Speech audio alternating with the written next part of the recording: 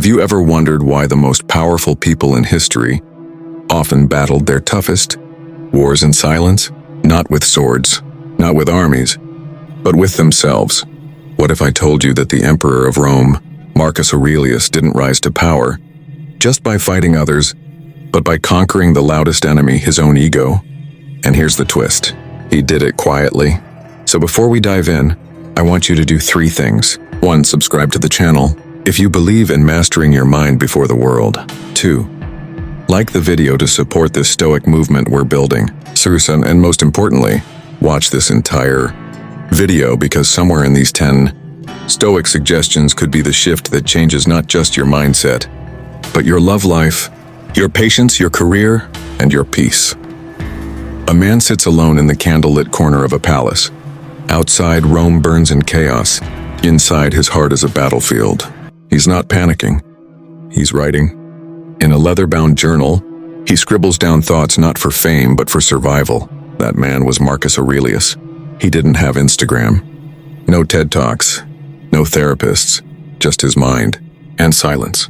Yet his words echo louder today than most motivational speakers. So how did he push himself without applause, cameras, or validation?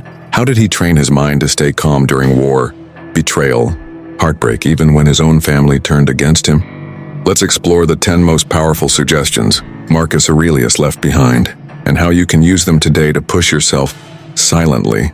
Correct, you have power over your mind, not outside events. Have you ever been in love with someone who just Shattered you? I mean the kind of love where you gave your heart, your time, your dreams, maybe even your identity. You planned futures. You laughed at stupid jokes. You remembered each other's favorite foods, and had that one song you both couldn't skip. Remember that? Now imagine waking up one day, and they're gone. Not just physically, but emotionally too. Maybe they found someone else. Maybe they grew distant, or maybe they just stopped trying. And there you are, lying in bed, staring at the ceiling, asking, what did I do wrong? That's where I was. Months ago. Crushed, angry, lost. I couldn't eat. Couldn't focus. I played our favorite song on repeat like it was going to rewind time. I kept checking her last scene online, wondering if she missed me, if she ever loved me at all. But then something hit me. And it wasn't a motivational quote or some fake guru advice. It was a line from Marcus Aurelius. You have power over your mind, not outside events. Realize this and you will find strength. Read that again. Because in that one sentence, everything shifted for me. See, I was trying to control her feelings, her decisions, her silence. But none of that was ever mine to control. The only thing I could control? Me. My response. My healing, my energy. Marcus wasn't just talking about wars and emperors. He was talking about us, the everyday battles in our minds. The heartbreaks, the betrayals. The moments when someone we love breaks our heart. And we blame ourselves. You ever done that? Asked yourself, was I not enough? Why didn't they stay? Why does it still hurt? Let me tell you this. It hurts because you care. But healing starts the moment you stop trying to rewrite their part of the story, and instead start writing yours. So here's what I did. I stopped checking her socials. I started journaling every night, just like Marcus did. I stopped waiting for closure. I gave myself permission to move on.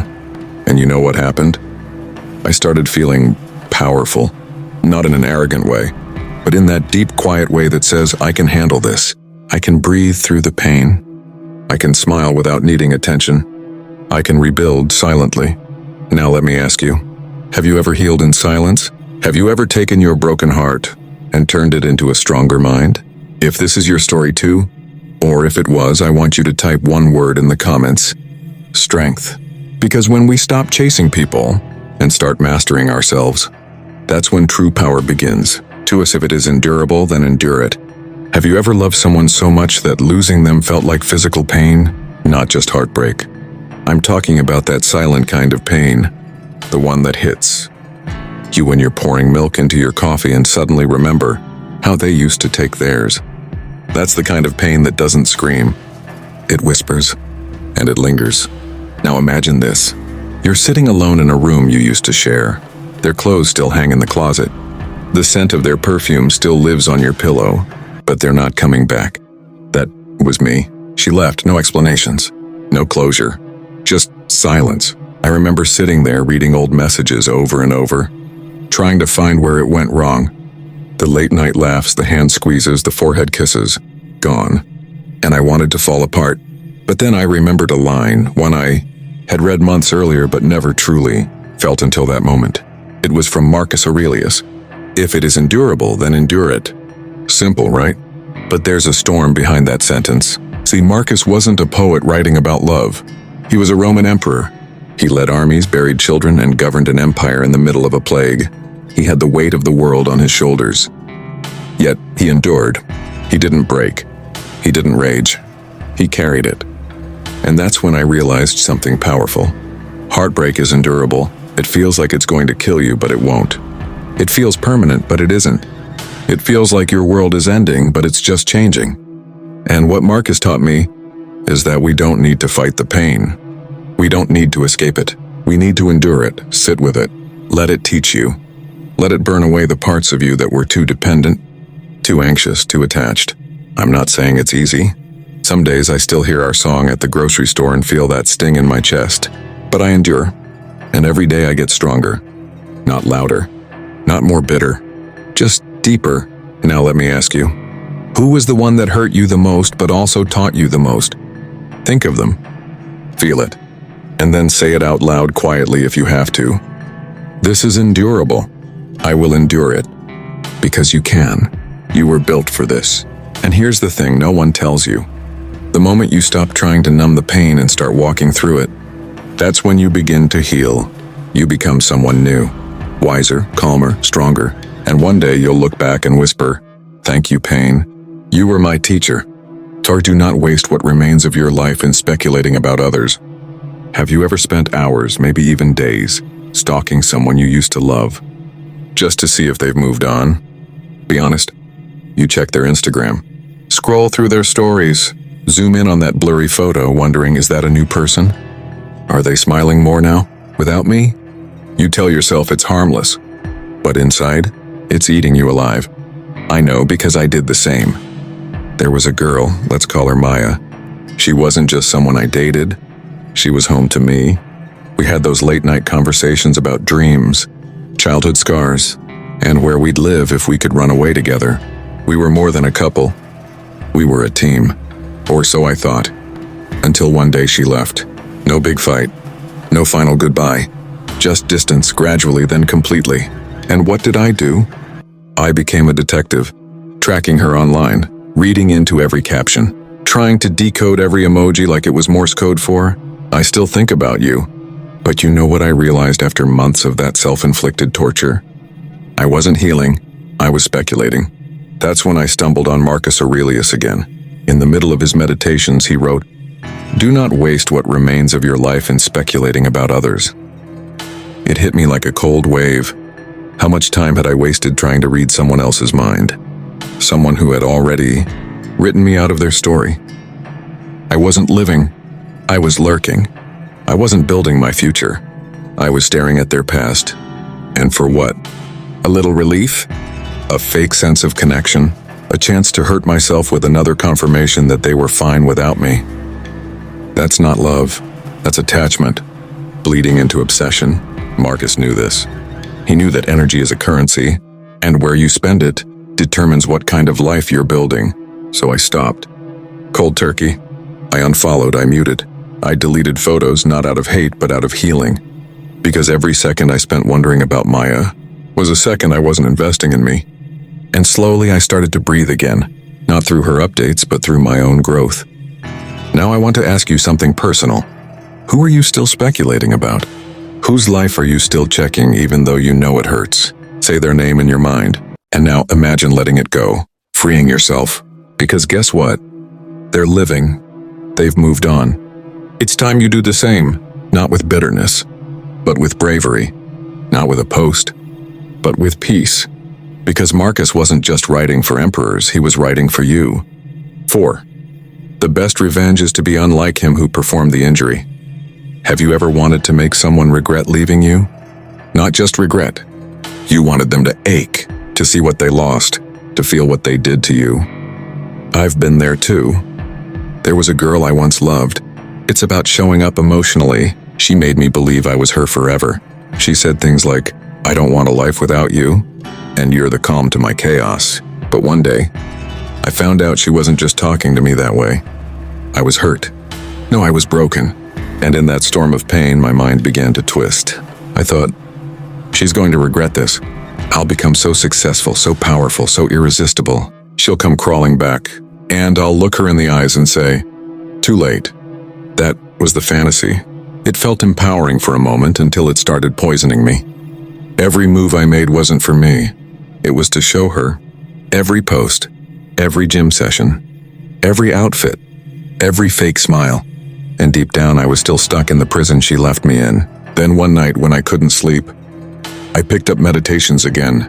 Marcus Aurelius wrote, "The best revenge is to be unlike him who performed the injury." And that hit me like thunder.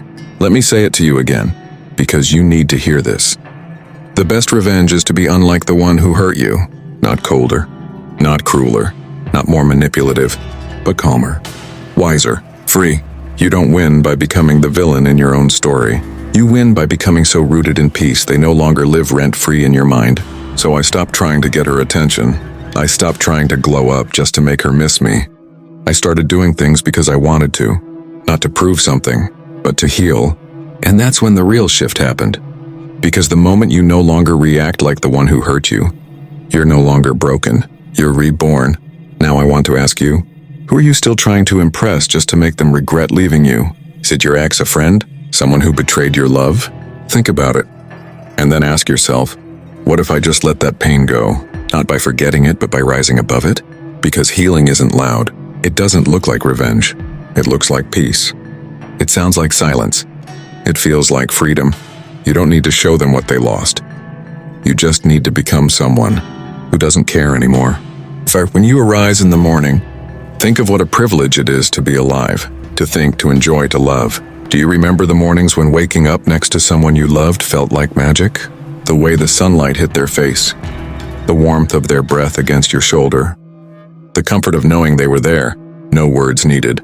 Now, do you remember the first morning they weren't? That deafening silence, that cold side of the bed, that cruel moment when you reached for someone and found nothing. I remember mine. It was a rainy Tuesday, the kind of morning where everything feels slower, heavier. She was gone, not just physically, but completely. And I didn't want to get up, didn't want to eat, didn't want to face a world that no longer had her in it. I laid there scrolling through old texts, old photos, old promises, until I saw a quote I had saved months before, one I hadn't really understood until that exact moment. It was from Marcus Aurelius. When you arise in the morning, think of what a privilege it is to be alive, to think, to enjoy, to love. It stunned me, not because it was poetic, but because it was true. See, when someone we love leaves, they take so much more than themselves. They take our routine, our appetite, our mornings. We stop seeing the sunrise. We stop hearing the birds. We forget that just being here is a gift. But Marcus knew. He knew that even in grief, even in loneliness, the simple act of waking up is a miracle. To be alive, to feel anything at all, even pain, is proof you're still in the story. That morning, I did something different. I sat up. I opened the window. I let the rain hit my face and I whispered to myself, I'm still here. I didn't have her, but I had breath. I had thoughts. I had love, even if it hurt right then, and that was enough to begin again. So let me ask you, when was the last time you woke up and thanked life for just existing? Not for success, not for love, but simply for being here, able to feel, to think, to begin again. Because that, my friend, is the core of Stoicism. Not the suppression of emotion, but the deep appreciation of life as it is. Not as we wish it to be. Your lover may have left, but your life hasn't. And as long as you rise in the morning, you have the power to love again, to heal again, to start again. You don't need them to see the beauty of a new day. You just need to open your eyes and decide to notice. 6. You have power over your mind, not outside events. Realize this and you will find strength. Have you ever blamed someone else for the pain you're still carrying? Maybe it was someone you gave your whole heart to, someone who said they'd stay, someone who promised they'd never hurt you, but they did. And now you're stuck, holding on to their choices, like they still control your life. That was me too. There was someone I loved so deeply it felt spiritual. Her name, let's call her Alina. She was everything. The light in my darkest days. We had dreams, moving to a small town, building a quiet life, raising a dog together. I saw forever in her eyes. But one day, she walked away. No big betrayal, no final war, just emotional silence. She stopped choosing me, and I broke. I kept thinking, why would she do this? What did I do wrong? How could she move on so fast? I replayed every conversation, every laugh, every kiss. I gave her all the power long after she was gone. And then, one night, unable to sleep, I opened meditations again, and I found this. You have power over your mind, not outside events. Realize this and you will find strength. Marcus Aurelius. I paused. Let that sink in for a second. You have power over your mind, not outside events. I couldn't control that Alina left. I couldn't change the past. I couldn't stop her from falling out of love. But I could control how I responded. See, I thought my sadness was her fault, but it wasn't. It was my attachment, my expectation, my inability to let go that kept me suffering. It wasn't her voice in my head anymore, it was mine. That's when I realized the prison wasn't her leaving. The prison was my mind refusing to accept it. So I stopped asking why she left, and I started asking, why am I still giving her control of my peace? And slowly, I took it back. I unfollowed. I stopped checking her status. I stopped hoping she'd call, and instead of trying to control her, I started mastering me, my thoughts, my breath, my focus. And I'll be honest, that was the first time I felt truly free. Now I want to ask you, who are you still giving power over your mind to? An ex, a ghost, a memory? You don't have to keep living like that. You can wake up today and say, I release you. Not because you deserve peace, but because I do. Because your mind is your kingdom, and no one should rule it but you. 7. Accept whatever comes to you woven in the pattern of your destiny, for what could more aptly fit your needs. Have you ever looked back at someone you loved and wondered, why did it have to end that way? You thought they were the one. You imagined growing old together, whispering I love yous even with wrinkled hands and fading voices. And then suddenly it was over. No final kiss, no grand explanation, just silence. I had someone like that. Her name was Rhea. She wasn't just someone I loved. She was the person who made the world feel soft again after I'd spent years building emotional walls. She saw the parts of me no one else even knew existed. And then one afternoon, she left. No fight, no third party, no closure. She just said she didn't feel it anymore. And I was shattered. The worst part? I couldn't even hate her. Because deep down, I knew she was being honest. And I hated reality for that. I fought the truth. I argued with destiny. I begged fate to rewrite its script. But every morning I woke up to the same reality. She was gone and I was still here.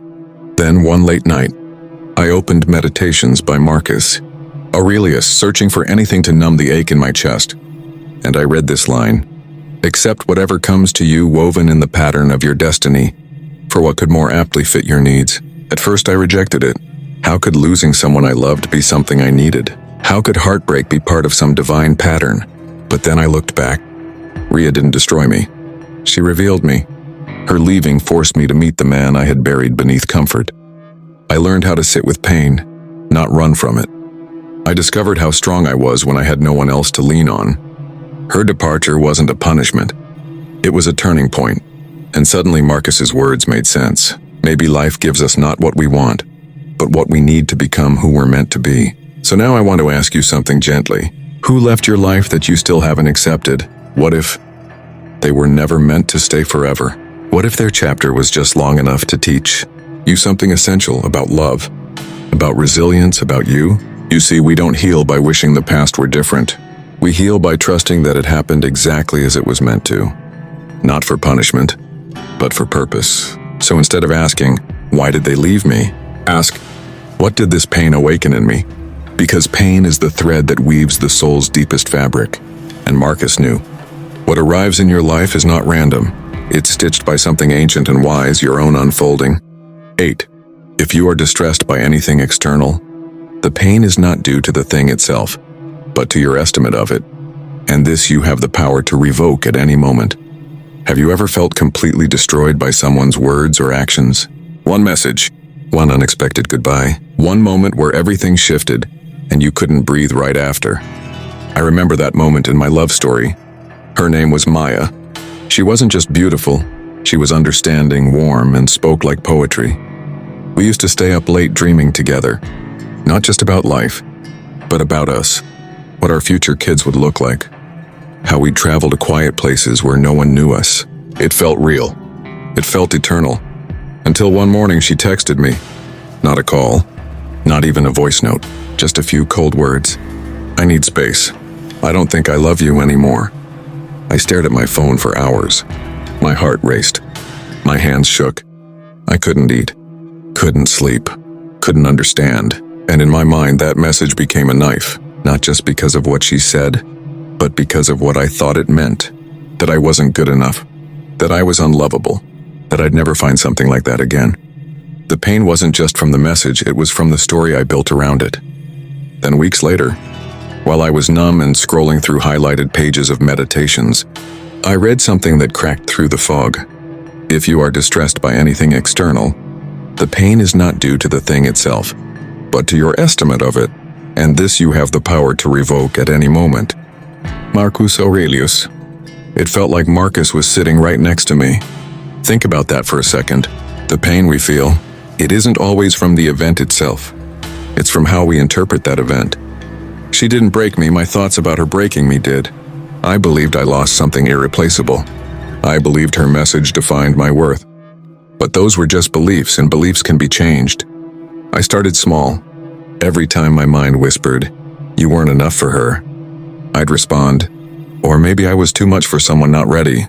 Every time it said, "She left because I'm broken," I'd say, "No, she left because her journey needed to go elsewhere, and so does mine." I started reclaiming control over my narrative. And slowly, the pain began to fade. So now I ask you, what story are you telling yourself about your heartbreak? Is it empowering you or imprisoning you? Because no one, not even the person who hurt you, has the right to decide what that pain means. Only you do. You can revoke that story. You can rewrite it. You can say, "Yes, they left, but I stayed. And that means I have power they never even knew I had." The best revenge is to be unlike him who performed the injustice. Have you ever loved someone so much, and they betrayed you in a way that made you question everything? Not just the relationship, but your own worth, your own ability to trust again. I know that pain. It doesn't just visit you, it haunts you. It follows you in quiet moments, in songs, in streets you once walked hand in hand. For me, her name was Zara. She was different, or so I thought. Kind eyes, sharp wit. That way she laughed when she was trying not to. We built everything from scratch. Inside jokes, quiet rituals, future plans. And then, one day I found out, not from her, from a mutual friend. She had been seeing someone else behind my back for weeks. You want to know what that moment felt like? It felt like being erased while you're still alive. My first instinct, revenge. I wanted her to hurt the way she made me hurt. I wanted her to regret every lie, every kiss she gave someone else. I wrote angry messages I never sent. Imagined scenarios where I'd make her feel small, worthless. But then, late one night, eyes swollen from tears and heart burning, I stumbled across these words from Marcus Aurelius. The best revenge is to be unlike him who performed the injustice. It hit me like thunder, because in that moment I realized something no one had ever told me. You don't rise by sinking to their level. She lied, she betrayed. But if I allowed her actions to turn me into someone bitter, cold and cruel, then she would win twice. I had a choice. Become like her, or become better because of her. So I stopped stalking her social media. I deleted the drafts. I stopped telling the story of how she hurt me over and over again to anyone who'd listen. Instead, I started working on me. I hit the gym, read more, I got silent, healed not for her, not to prove anything, but to protect the softness in me that she tried to shatter. Now, let me ask you, who hurt you? Who made you want to get even? Who left you thinking that pain could only be cured by giving it back? I want to tell you something no one else may have. You don't need to destroy them. You need to become someone they could never break again. The best revenge isn't a comeback post. It's peace. It's moving on. It's thriving so silently that they wonder how they ever lost you. So hold that softness. Don't let their darkness dim your light, because Marcus was right. The best revenge is to stay kind, stay grounded, and walk away with your head high. When you arise in the morning, think of what a privilege it is to be alive, to think, to enjoy, to love. Do you ever wake up, and the first thing you feel is sadness? Not because something just happened, but because of everything that already did. Because someone you loved isn't lying next to you anymore. Because the good morning texts have stopped. Because the warmth you once woke up to is now just a cold pillow in a silent room. I know what that feels like. There was a time in my life after she left when mornings were the hardest. Her name was Alina. She was the kind of woman whose presence made time slow down. Coffee tasted better when she brewed it. Rain sounded softer when we listened to it together. And for a while, she was my morning. My reason to get up, my joy, my start to every day. Until one day she wasn't. And I remember the first morning after she left. I woke up, reached for my phone, half asleep, instinctively about to text her. "Good morning, my love."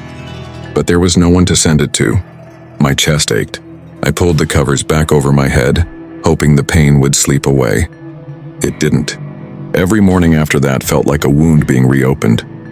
But then, on a particularly lonely morning, I sat up, grabbed a notebook from the bedside drawer, and flipped open Meditations. A sentence jumped out at me like it had been written just for that moment.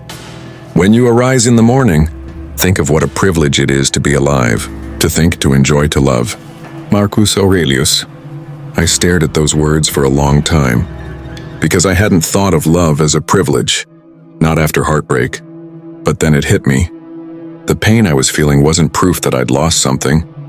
It was proof that I once had something beautiful. I had loved. I had been loved. Even if it didn't last, it had existed, and that was sacred. So I made a promise that day, that every morning, no matter how I felt, I would whisper 3 things to myself. 1, it's a privilege to be alive. 2, it's a privilege to feel, yes, even pain. 3, and it's a privilege to have loved it all. Now I want to ask you something gently. What if your sadness in the morning is just love with nowhere to go? And what if, instead of burying it, you could honor it with a walk, a journal entry, a quiet thank you to the universe for letting you feel so deeply, even if it didn't last? Because the real gift was that you got to love. And maybe, just maybe, the mornings will stop hurting so much when you start seeing them as a second chance, a chance to live again, to feel again, to love again, even if it starts with yourself.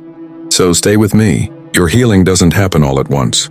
It begins in moments like this, with a whisper, not a shout. And as Marcus would remind you, you woke up today.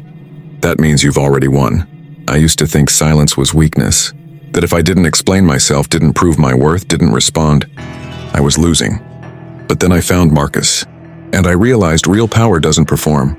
It endures. Since then, I've learned to push myself not in public, but in the dark. At 5 a.m. when no one's watching. When I delete the message I wanted to send. When I choose peace over chaos. And slowly, life began to change. Love became simpler. Work became deeper. And my soul calmer. So now I ask you, which of these 10 suggestions are you going to live? Not just listen to? Leave a comment below. Tell me which one hit hardest. And if this video lit a fire in you, subscribe, like, watch it again if you have to. Because pushing yourself silently, that's not weakness. That's stoicism. With that said, thanks for watching, and until next time.